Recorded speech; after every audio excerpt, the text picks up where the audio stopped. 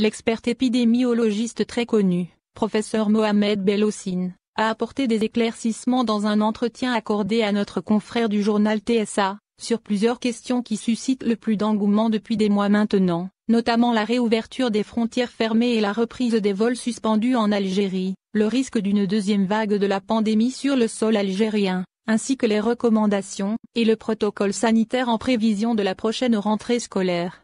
Évoquant, premièrement les recommandations pour la prochaine reprise scolaire en Algérie, professeur Belhoussine, membre du comité scientifique du suivi de l'évolution du coronavirus Covid-19 en Algérie, estime qu'il faut maintenant apprendre à vivre avec la Covid, et que l'arrêt de l'enseignement dans une région ne devrait être considéré qu'en dernier recours, et non pas comme une solution de facilité lorsqu'on a une transmission de la maladie, donc selon lui, il ne faut pas bloquer l'économie, la vie sociale et l'apprentissage des générations futures pour cause de Covid-19,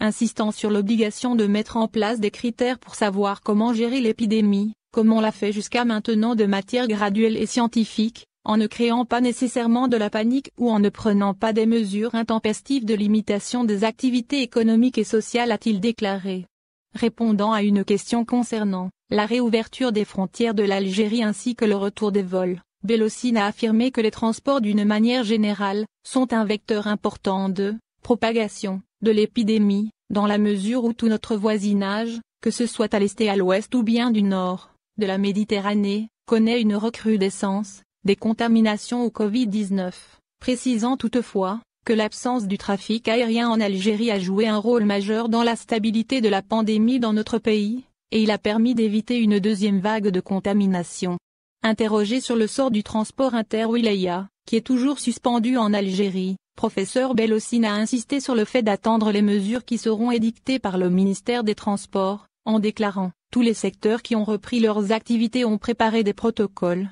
qui ont été passés en revue par le comité scientifique qui les a discutés, validés, enrichis. En dernier ressort, ce sont les secteurs concernés par la prise en charge des protocoles qu'ils ont eux-mêmes préparés qui sont censés soumettre à l'appréciation et à la validation du comité scientifique.